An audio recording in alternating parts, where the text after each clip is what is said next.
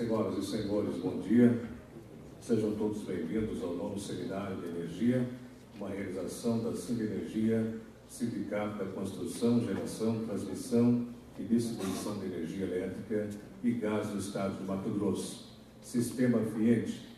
Esse evento conta com patrocínio da Energisa, Vetorlog, Plastibras, Atiai Energia, Sinop Energia, Trael, Brendinade Energia, Volvo, e conta com o apoio do Governo do Estado de Mato Grosso, Instituto Ação Verde, NIEP, Núcleo Interdisciplinar de Estudos em Planejamento Energético, CONCEL, Conselho de Consumidores de Energia Elétrica do Estado de Mato Grosso. Convidamos para as palavras de boas-vindas o senhor Eduardo Oliveira, diretor da Sindenergia.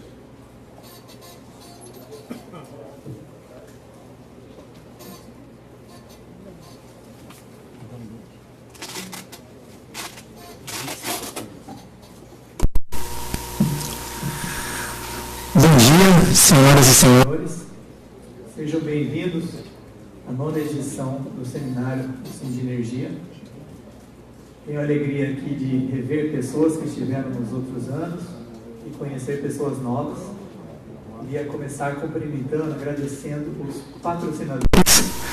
Uma vez que com a reforma trabalhista a gente tem uma contingência agora financeira, uma dificuldade maior de fazer o evento. Mas estamos felizes por termos mais procura. Até agora há pouco vim conhecendo mais empresas que já manifestaram interesse de serem parceiras também na próxima edição. O seminário vem crescendo, é uma oportunidade de a gente debater novos assuntos, tendências. Então, na verdade, eu acredito para que essas inovações, essas tecnologias, acho até que soluções aperfeiçoadas, né, de implantação de fontes, a gente está conseguindo contribuir com isso, com a velocidade disso, ou pelo menos simplificar esse debate. A gente participa do licenciamento na SEMA, que vocês devem perceber que pelo menos um período da nossa terça-feira do seminário é sempre dedicado ao meio ambiente. Então, aliás, ao invés da gente se esquivar de debater, pelo contrário, a gente faz questão de debater publicamente. Convidamos todas as autoridades de meio ambiente.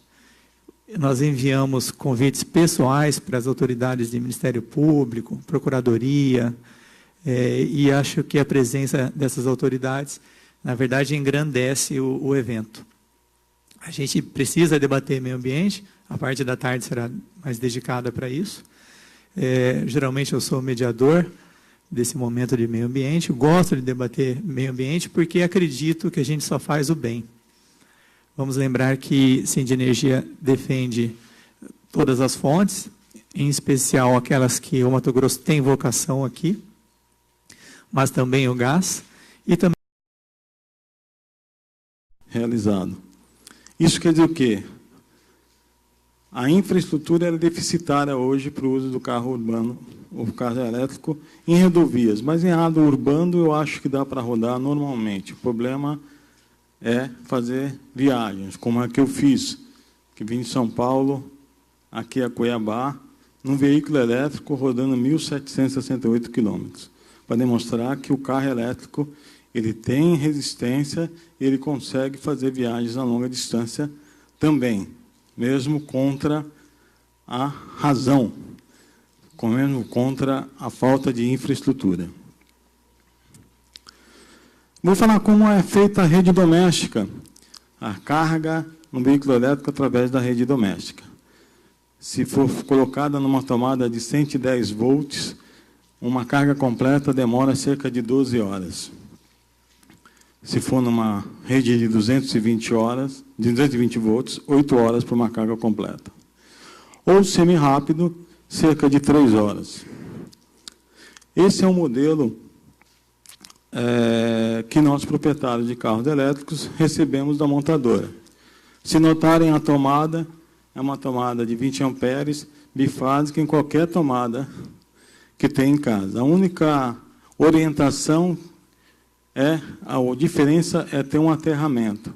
Mas quer dizer o quê? Qualquer tomada consegue carregar um carro elétrico.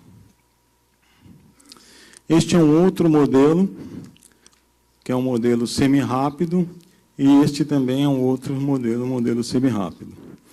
Essas são as modalidades, como que tem aqui agora no eletroposto inaugurado ontem. São carregadores semi-rápidos. Então, tem o lento, que é o doméstico, que é esse primeiro, e os outros semi-rápidos. A BMW foi a primeira montadora a vender veículos elétricos para pessoas físicas no Brasil. E ela começou a fazer uma infraestrutura antes de vender o carro. E essa infraestrutura está distribuída da seguinte forma: junto a postos de gasolina, shoppings, hipermercados.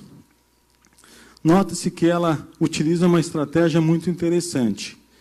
Enquanto eu, usuário, vou usufruir de um serviço dentro de um shopping, o carro está carregando, ou num posto de gasolina, ou fazendo compras numa rede de supermercado. E eles estão distribuídos, basicamente, em Belo Horizonte, Brasília, Curitiba, Joinville, Rio de Janeiro e São Paulo. Essas parcerias que a BMW fez com essas instituições. Aqui é um eletroposto dentro de um shopping center. Aqui, na rede de posto de gasolina Ipiranga. E aqui dentro da rede de supermercados Pão de Açúcar, em São Paulo. Essa é uma estratégia da montadora. Primeiro, montar uma infraestrutura para vender o carro. A BYD é outra montadora chinesa, que também vai começar a vender carros a pessoas físicas, também já está fazendo o mesmo modelo que a BMW. Já colocou isso em Campinas e na região de São Paulo. Esse aqui, por exemplo, é um eletroposto da BYD, sendo carregado por um dos nossos associados no BMW. Existe uma compatibilidade de plugs. Então, isso facilita também a questão do uso de eletropostos. Existem o sonho de todos nós, usuários de carros elétricos, os carregadores de alta potência, carregadores que fazem uma carga de 90% em 20 minutos. São esses carregadores, tem 3 tipos de plugs utilizados pelas montadoras de carros elétricos. Enquanto você estiver tomando uma água, tomando um café, o seu carro já está com a carga completa. Este é o grande segredo para facilitar a implantação do carro elétrico e facilitar o carro elétrico para fazer viagens de longa distância. São os carregadores de carga rápida. Eles estão distribuídos lá em São Paulo pela Rede Graal. Rede Graal é uma rede de postos, né, distribuída nas rodovias de São Paulo e Paraná, que eles utilizaram essa jogada. Estão colocando esses eletropostos, o usuário do carro elétrico carrega e vai consumir alguma coisa lá. É uma forma de gerar negócio indiretamente no segmento de mobilidade elétrica. Ainda não existe a possibilidade de ser vendido a energia. Após o segundo semestre, tem uma discussão que a ANEEL vai disponibilizar a regulamentação para a exploração de venda de energia exclusiva para eletropostos. Essa infraestrutura hoje que existe de eletropostos distribuídos no Brasil, tem uma média de 91 eletropostos, estava nesse mapa. Semana passada inaugurei, ontem em Vitória foi para 92, e ontem inauguramos 2, foi para 94. Já temos 94 eletropostos distribuídos pelo Brasil. Veja que Mato Grosso ainda não está nesse mapa e nem Espírito Santo. É um mapa que foi atualizado até novembro de 2017.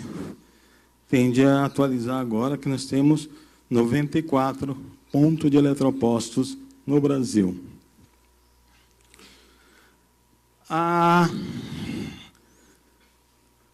O que está acontecendo hoje no Brasil está indo em passos largos. E aí vem da iniciativa pública em relação a eletrovias, uma rede de eletropostos de carga rápida distribuída pelo Estado. Paraná, pela Copel, ela vai fazer uma rede de eletrovias de Paranaguá até Foz do Iguaçu. Isso quer dizer o quê? No estado do Paraná, eu poderei viajar, atravessar o estado todo, somente com energia elétrica. Já foram inaugurados 2 eletropostos, já, um em Paranaguá e um em Curitiba. Mas a tendência é chegar até Foz do Iguaçu. Essa iniciativa que é interessante, que os outros estados devem copiar para integralizar melhor o uso do carro elétrico a viagens de longa distância. Outro que já fez isso foi Santa Catarina. E Santa Catarina, eu fui fazer um evento em Palhoça e utilizei 3 dessa rede de eletropostos funcionando, de Curitiba até Florianópolis. Nós só utilizamos o uso do carro elétrico na base de carga desses eletropostos. Em São Paulo, o estado mais rico do país, é o estado que tem menos eletropostos de carga rápida do Brasil. E é onde tem a maior concentração de carros elétricos no Brasil. E é uma iniciativa da CPFL, de uma distribuidora lá de São Paulo, e vai fazer aí um percurso São Paulo-Campinas, cerca de 100 e poucos quilômetros. Pouco. Deveria atravessar também o estado de São Paulo todo.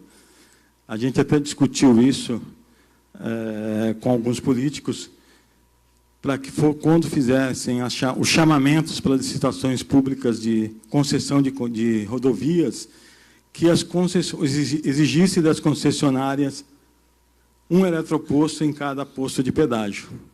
Isso iria facilitar, não haveria necessidade de investimento do governo, e sim do concessionário. Então, isso é uma sugestão que nós colocamos já na banca no estado de São Paulo, para que seja estudado na próxima concessão esse modelo.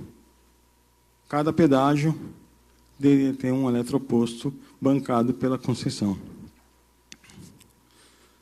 Bom, vamos falar agora um pouquinho sobre a autonomia e o custo da bateria. Interessante dizer que a bateria hoje corresponde de 50% a 57% do valor de um veículo elétrico.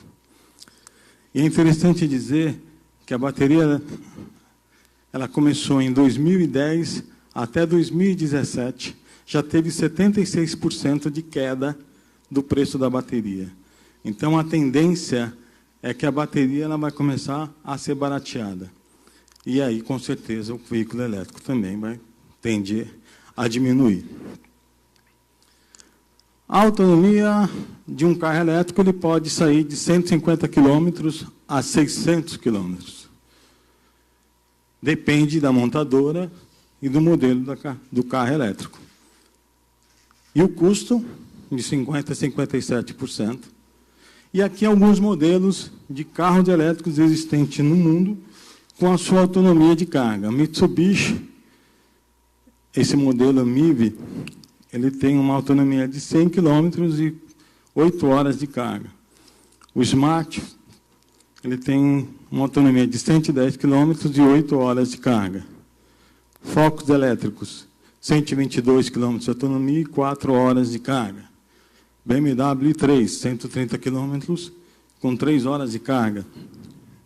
Toyota Heavy, 166 km com 6 horas de carga. Tesla Model S, 426 km e 4 horas de carga. A Tesla tem até carro até de 600 km de autonomia. É a pioneira, né? É a melhor e a maior montadora automobilística hoje do mundo. Já passou até, inclusive, em valor de mercado da GM. Um outro problema aí é o imposto. A gente fez uma tabelinha de quanto um carro a combustão paga de imposto e quanto paga de um carro elétrico. Se a gente for lançar um imposto de importação, até 2015 eram 33%. Já foi zerado. ICMS, 12%, IPI, 8% para carro a combustão e 25% para carro elétrico. Aí está a discrepância. Como é que pode um carro não poluente, altamente sustentável, pagar mais imposto do que um carro a combustão? Totalmente divergente da racionalidade. Isso está sendo trabalhado na nova política automotiva no Rota 2030, do qual a Bravi, ela faz parte da comissão técnica. Isso era para ter saído, essa política, em outubro, novembro, vai para janeiro, vai para fevereiro, nós já estamos entrando em junho e a tal da política não sai. É isso aqui que está segurando as montadoras de inserir no mercado brasileiro mais veículos elétricos. Para vocês terem uma ideia, a BMW única, a montadora que vende carro elétrico para a pessoa física, desde 2017 não vende mais carro porque não trouxeram carro para ser vendidos. A política Rota 2030, ela diz que haverá uma redução de imposto para 7% a 12%. Isso vai depender, que é outra coisa irracional, da capacidade do motor, de potência do motor elétrico. Eles estão fazendo análogo ao que é o cálculo do motor a combustão, mas sem chance. O motor a combustão, ele é emitir poluente. A questão do motor elétrico, ele não é poluente, independente da potência que ela venha a ter. Então, é uma linha de raciocínio, de estudo da Secretaria de Fazenda e do Ministério do Desenvolvimento e Comércio irracional, mas caindo para 7% ou 12% já ajuda, né? A discrepância já começa a equilibrar melhor aí a questão do carro elétrico com o carro a combustão. Mas essa era uma maior dificuldade. Imagine em 2014, que eram mais 33%, nós pagávamos 88% de impostos sobre um carro elétrico. O preço do carro elétrico. Esse é um dilema maior. Ele não está ainda acesso à maioria da população brasileira, um dos motivos é o imposto. Nós temos aqui alguns modelos que são comercializados no Brasil. O BMW 3 com 2 versões, o BMW 8, o Toyota Prius é híbrido, não é elétrico, o Lexus, o Ford Fusion e o Mitsubishi. Se nós analisarmos, todos estão na faixa de R$150 mil a média. Se caísse o imposto, esse carro cairia para 120 mil, mais ou menos. Aí já começa a ter uma tendência de oferta e demanda para a compra do carro elétrico. Nós vamos ver depois, mais para frente, que, na realidade, isso aqui a gente tem que analisar como investimento. Porque depois de 4, 5, 6 anos, você paga o carro só com a economia que você vai ter com o carro. Eu vou mostrar isso para vocês depois. Em questão de despesa de combustão, em despesa de impostos, de manutenção, o carro vai ser pago em 5, 6 anos. Paradigmas. É o que a sociedade tende a refletir sobre o carro elétrico. Um deles é a autonomia. Será que o carro elétrico tem autonomia para mim andar na cidade? Ele não vai parar? Vai me deixar na mão? Vou ter que ser guinchado? Eu acabei de mostrar que um carro que tem menor capacidade de autonomia, de 100 km, com uma carga, é suficiente para o uso urbano. Foi feita uma pesquisa entre as montadoras, e dentre todas elas, a pesquisa demonstrou que um usuário urbano não passa mais de rodar 97 km por dia. Tranquilo. O problema é fazer viagens de curta ou longa distância. Mas, para uso urbano, um carro até de 100 km de autonomia, ele é suficiente para você rodar na cidade. Tranquilo, sem preocupação de vai cair, de vai parar, de vai guinchar. E aí, com iniciativas como a de nossa aqui de Cuiabá, e vai ter um eletroposto já para você fazer a carga, se houver necessidade, durante o seu uso na cidade. É que o maior problema disso tudo é a ansiedade e o medo. Eu, nas primeiras viagens que eu fiz, a minha primeira viagem eu fiz com 250 quilômetros. Quando já estava no 110, eu falei, vou parar, vai acabar, não vou voltar. E hoje eu fiz uma viagem de 1.700 quilômetros. Quer dizer, já começa a quebrar essa questão da ansiedade e do medo, essa coisa que já podemos dizer que seja paradigma. Potência. Cara, motor elétrico é um carro mais potente que existe em relação ao de combustão. Ele não tem marcha, ele já entra no torque máximo. Numa combustão que ele tem que sair da primeira para a segunda, para a terceira, para a quarta, para a quinta marcha, o carro elétrico não.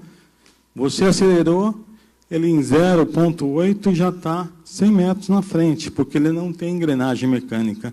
Ele já entra no torque máximo. Garantia. Aí sim. Tem garantia esse carro? Tem a garantia da montadora de 2 anos, mas o mais importante, que é a peça mais cara de um carro, é a bateria. E a bateria, as montadoras dão, em média, 8 anos de garantia. Então, isso já... Daqui a 8 anos, essa garantia da bateria, que correspondia a 57% do custo do veículo elétrico, com certeza vai estar mais barato. E outra coisa, a bateria não há necessidade de trocar todo o pack. Tem como identificar quantas baterias no pack podem ser substituídas. Então, não há necessidade de fazer a troca do pack inteiro. Apenas identificar aquelas baterias. E a bateria é igualzinho a pilha que a gente utiliza, montada em 54 módulos, pelo menos no BMW, e são distribuídas lá. A infraestrutura, nós acabamos de falar. Vou carregar aonde? Quando? Que essa é uma outra coisa do paradigma. Se nós analisarmos que para uso urbano, eu tenho um carro de 130, 140 km de autonomia, eu chego em casa, à noite, plugo o carro na bateria, de manhã o carro já está pronto, com a carga completa. Eu utilizo, por exemplo, 20% de bateria dia, para ir e voltar do trabalho. Então, quando eu chego em casa, eu tenho 80% da bateria. Plugo, de manhã já estou com 100%, tranquilo. O processo de trabalhar de carga de bateria é o mesmo do celular. Quando você chega em casa, você pluga na tomada. Quando é de manhã, já está carregado. O processo no carro elétrico é igual. Não muda nada. Até a bateria é o mesmo princípio, que é o lítio. Então, não tem alteração nenhuma. O pós do carro elétrico. Quais são os fatores principais aí? Custo-benefício, é isso que eu ia mostrar para vocês. Eu fiz aqui alguns custos interessantes. O custo de quilômetro rodado, a combustão, sai a 22 centavos no carro a combustão.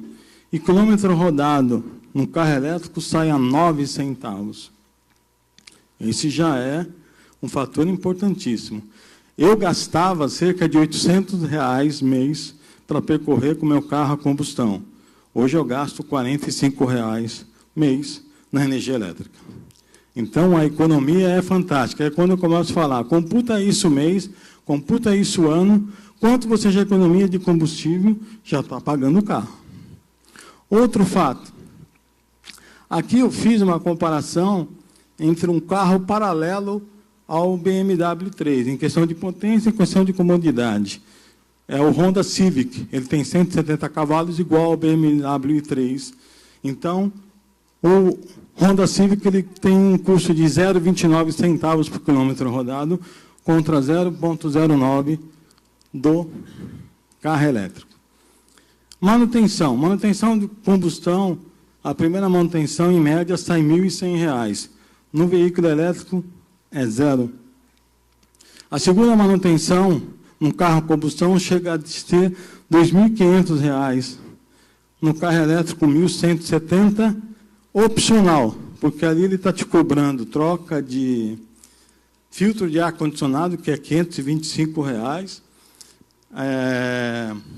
Alinhamento, balanceamento, nós não podemos tirar. Mas só a questão de tirar mais o filtro de ar, que seja R$ 500, isso vai para R$ 600. Faça a conta ano, quanto você economiza, só de manutenção no carro elétrico também. O carro elétrico não precisa trocar óleo do motor, não precisa trocar o filtro de óleo, não precisa trocar o fluido do radiador, não precisa trocar um monte de coisa. Pastilha. Tem casos aí de carro elétrico ainda com 240 mil quilômetros rodados que ainda não trocou a pastilha. Por quê? Nós, usuários de carros elétricos, não utilizamos praticamente o freio. No momento que eu paro de acelerar, ele faz a regeneração, ele breca o carro. Além de economizar o gasto da pastilha, eu também economizo a bateria. Eu consigo, nesse processo de regeneração, recuperar 10% da bateria utilizada no gasto do carro. IPVA. Cada estado tem uma alíquota diferenciada. Rio de Janeiro, o IPVA para carro elétrico é 0,5%. Espírito Santo é 2%. São Paulo é 3%. Eu não sei aqui Mato Grosso. Não tem. Melhor. Mas, quer dizer o quê? Vamos colocar, no Rio de Janeiro, 0,5% de IPVA. Já é mais uma economia que você está tendo em relação a um carro a combustão. Em São Paulo, tem algo mais diferente ainda. Uma política que foi implantada em 2016, que eles me devolvem 40% do IPVA que eu paguei, como incentivo ao uso do carro elétrico. Então, quer dizer o quê? Eu pago, entro com processo na Secretaria Municipal de Transporte, eles me devolvem 40% do IPVA. Aqui eu notei que existe corredores de carros de ônibus. Em São Paulo, nós estamos batalhando para que os corredores sejam utilizados também para o carro elétrico. Como a demanda é pequena, seria mais uma forma de incentivar o uso do carro elétrico. E em São Paulo, também, nessa mesma política, o carro elétrico está isento do rodízio municipal. São Bernardo copiou a política de São Paulo. Não tem condição de fazer rodízio, isenção de rodízio, porque lá não tem rodízio. Mas a devolução de IPVA já está sendo. O nosso amigo aqui já pleiteou isso na Câmara de Vereadores aqui de Cuiabá, para tentar também devolver os 40% de IPVA, que é a parte que a prefeitura recebe, a parte que o município recebe. Os outros 60% vai para o Estado, mas 40% é do município. Bom, outro pós, a sustentabilidade. Você está num carro não poluente, altamente sustentável, ecologicamente correto. Para vocês terem uma ideia, eu tenho um carro há cerca de 18 meses. Em 18 meses, um carro elétrico deixou de emitir 4 toneladas de CO2. 4 toneladas de CO2. Um carro elétrico somente. Imagine uma frota. Quanto isso vai ajudar na questão da sustentabilidade e ecologicamente correto. Tecnologia. É um carro altamente tecnológico, porque existem sensores, existem controladores, e nós vamos ver mais para frente como é que está essa tecnologia de carros. Segurança. Potência. Acabei de falar. Ele já entra no torque máximo. Não há necessidade de ficar trocando as marchas. Manutenção, também acabei de falar, a questão de manutenção ela é baixa, porque não tem muitas peças mecânicas. Por exemplo, meu carro tem 40 mil quilômetros rodados, tem um colega lá em Portugal que já está com 200 mil quilômetros rodados. Num carro a combustão, com 200 mil quilômetros rodados, você já tinha que parar do carro para fazer uma retífica do motor, porque as peças mecânicas elas têm desgastes. E no carro elétrico é o contrário. Quanto mais quilômetros rodados, quer dizer que o carro tem mais confiabilidade. Essa é a discrepância entre um e outro. O carro combustão, quanto menos quilômetros rodados, melhor para você comprar. O carro elétrico, quanto mais quilômetros rodados, é melhor você comprar, porque ele já está mais confiável. E a economia, aquilo que eu acabei de passar para vocês. Aí nós entramos agora no que acontece no mundo. José ontem já falou um pouquinho sobre isso.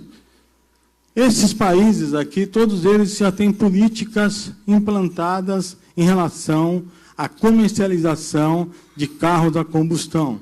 E cada um com datas definidas. Canadá, 2020, Escócia, 2032, Noruega, 2025, Holanda, Áustria, Inglaterra, Índia, China, Estados Unidos. Cada um já tem metas para parar a comercialização de carros a combustão no mundo. Noruega, 2020, não irá mais ser comercializado carros elétricos ou carros a combustão, somente carros híbridos ou elétricos. Existe um deputado federal no Brasil que pegou essa política e jogou lá no Congresso, chamada política para 2040 o Brasil começar com uma frota de 10% de carros elétricos no Brasil. Vai virar? Não vai virar. Política precisa de pessoas sérias. E também nós temos que entender que 2040 para o Brasil é um tempo muito curto para fazer essa transição. Muito curto. Não dá para você fazer uma transição desse alcance, nessa amplitude, em pouco tempo. Se nós analisarmos quais são os segmentos que contribuem ao PIB do Brasil, um deles é o segmento automotivo, o segmento de autopeças. Imagine quebra isso da noite para o dia. Complica. O que acontece no mundo? O Tesla já está fabricando carros desde 2003. A Volvo, a partir de 2019, só irá fabricar carros 100% híbridos e elétricos. A Jaguar, a partir de 2020, só vai fabricar 100% de carros híbridos e elétricos. A Mercedes, a partir de 2022, só irá fabricar carros versão híbrida ou elétrica. A Peugeot, 2023, 80% dos carros híbridos e elétricos. BMW, 2025, de 15% a 25% dos carros híbridos e elétricos. Volkswagen, 2030, 100% dos carros versão híbrida e elétrica. 2030, Honda, 70% dos carros híbridos e elétricos. As montadoras já estão aí. Já estão começando também a definir metas. O máximo que vai acontecer é o híbrido. O máximo. Mas o combustão, a partir dessas datas, começa a ter morte. Não teremos mais carro de combustão vendido conforme essas montadoras. O que acontece no mundo? A tecnologia, ela começa a evoluir. Ela começou sem automação, com autonomia parcial, com autonomia condicional. Até 2050, nós teremos o carro 100% autônomo, sem a condução do ser humano. Nós estamos em 2018, 22 anos, seus filhos, seus netos, vão pegar o aplicativo Uber e vai chegar um carro sem motorista para ele ir e se locomover até o seu destino. Não é ficção, é realidade. É uma tendência que já existe lá fora. Ou melhor, uma realidade também. Já existem alguns carros autônomos rodando no Brasil. No Brasil não, lá fora. Quer dizer o quê? Vai chegar, não tem como. E isso dá outro impacto, né? Porque um carro autônomo ele também contribui com outras situações. A primeira vai diminuir a frota de carros circulando. Segundo, o mercado vai abalar, principalmente o mercado de seguros. Como é que você vai vender seguro para um carro que ele é autônomo, que vai ter mais segurança do que uma condução de um ser humano? E uma das seguradoras, uma das maiores seguradoras do Brasil, a Porto Seguro, já está sabendo disso. e já está aumentando o seu leque de produtos, porque sabe que vai ter tendência a cair o mercado de seguro no Brasil ou no mundo até essa data. O que acontece no mundo? Já existe um novo como é que chama? Segmento para bateria. Começou com lítio, ou com chumbo, lítio, e agora é o profano, grafeno. O grafeno vai ser mais barato e vai ter 45% de capacidade mais rápida de carga. Isso já está sendo desenvolvido aqui no Brasil também. O José Antônio já participou lá, na Universidade Mackenzie, em São Paulo, e já existe projeto em relação a esse novo elemento para a constituição da bateria para carro elétrico. Fantástico isso aí, porque o custo vai baratear e vai ter 45% de mais agilidade no carregamento do... Por isso que eu falo, daqui a 8 anos, a minha bateria, a minha garantia da bateria já vai ser substituída por outra, mais barata e com mais potência. O que acontece no mundo? Compartilhamento. Até 2025, serão compartilhados cerca de 600 mil veículos. A tendência hoje não é mais vender carro, é compartilhar carro. A General Motors, a partir de 2019, ela vai trazer o Bolt, o carro elétrico dela. Não só para venda, mas também para locação. As montadoras já sabem, não vai ter demanda para aquisição de carro, mas sim de compartilhamento. O que acontece no mundo? O veículo a combustão contribui para o aumento de internações na saúde pública. Então, quer dizer que o veículo elétrico vai diminuir aí, ó. 10% de internação em São Paulo caiu com menos veículos a diesel na rua. Poluição do ar mata cerca de 50 mil pessoas no Brasil. Até o impacto na saúde pública, o veículo elétrico vai contribuir na saúde da população do Brasil. Quais são as ações da ABRAVEI? A ABRAVEI é uma associação de proprietários.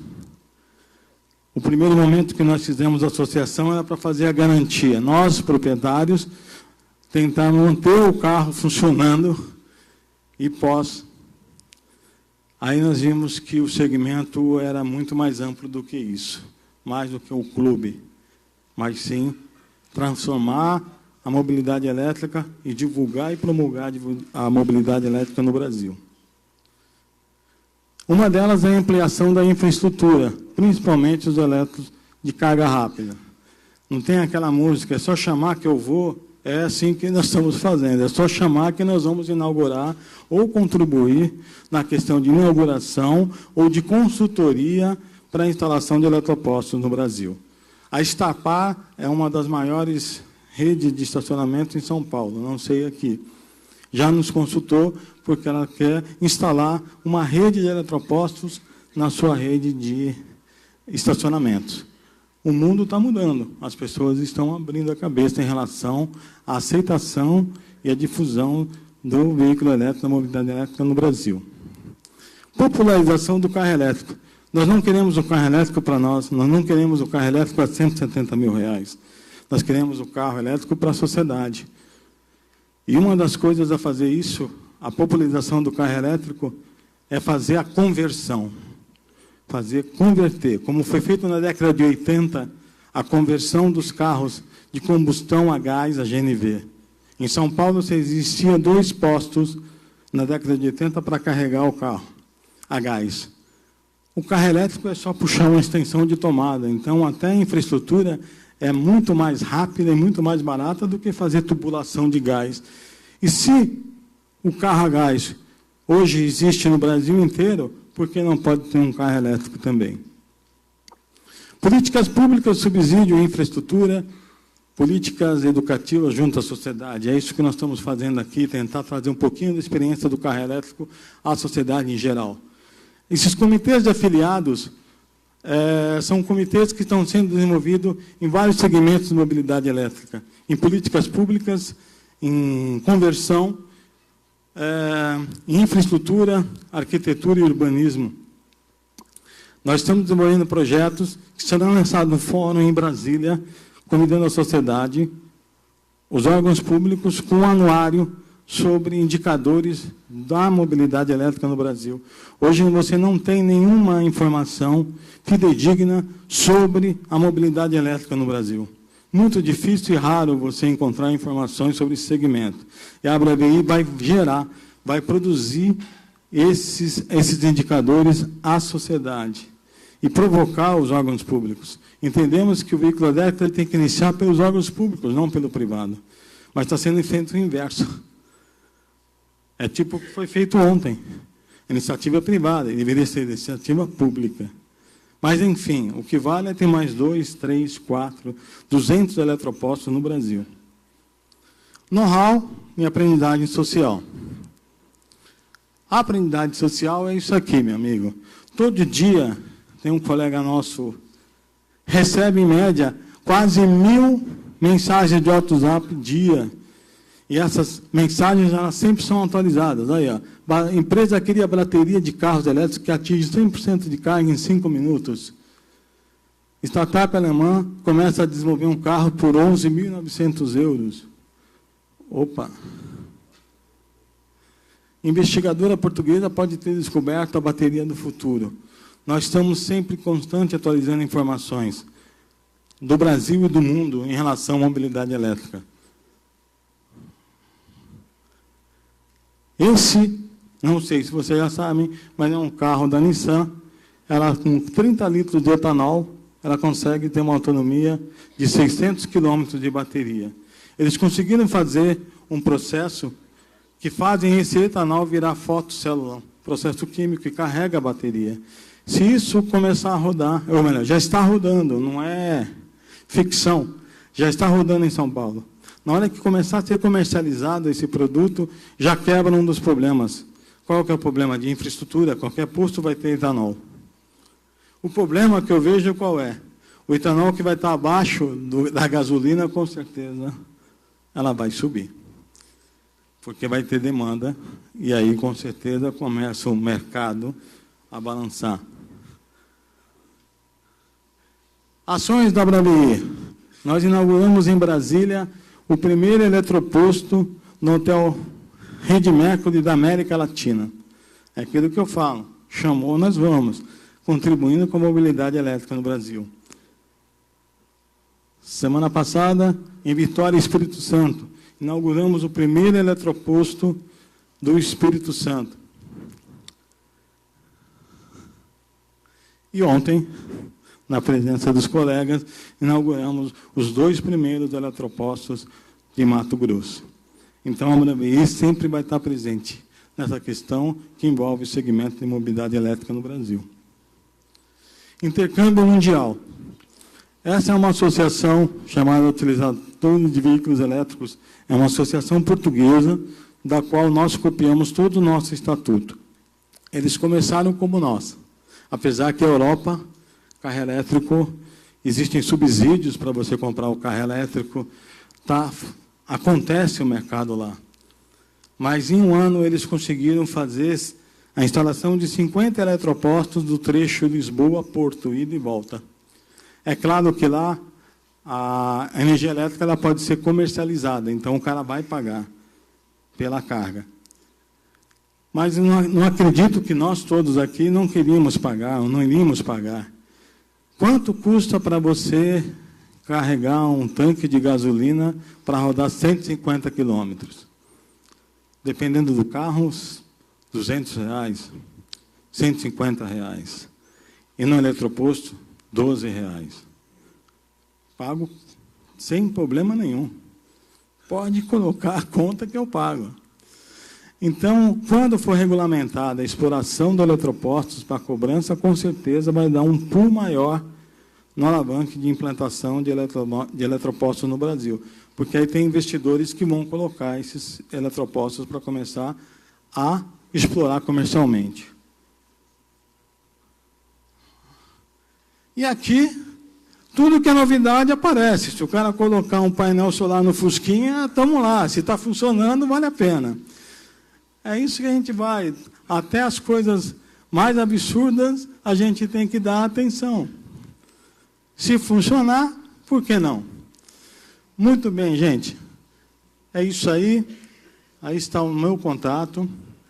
Esse blog Jornada Elétrica é um blog pessoal meu, que eu faço as trajetórias das minhas viagens com veículo elétrico. Eu já fui até Assunção, Paraguai, Paraná,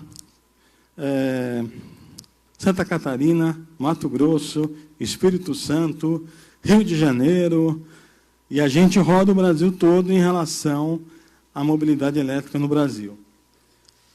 Espero ter contribuído um pouquinho com a minha experiência, com a experiência da associação.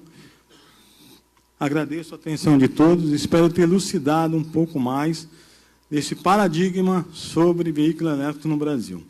Ok? Muito obrigado. Perfeito, isso mesmo.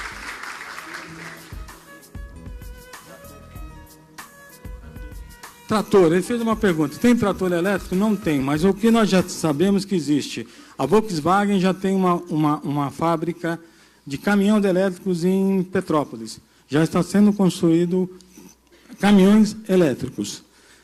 Nos Estados Unidos já existem caminhões da Tesla, não só elétricos, autônomos. Quer dizer o quê? A mobilidade está muito acima do que a gente imagina acontecer. Eu não trouxe, porque senão eu ia demandar 2 horas de palestra, mas já tem carro voador, tem algumas loucuras aí que a gente nem pensa, imagina existir, já existe hoje no mercado da mobilidade elétrica no Brasil e no mundo. Obrigado.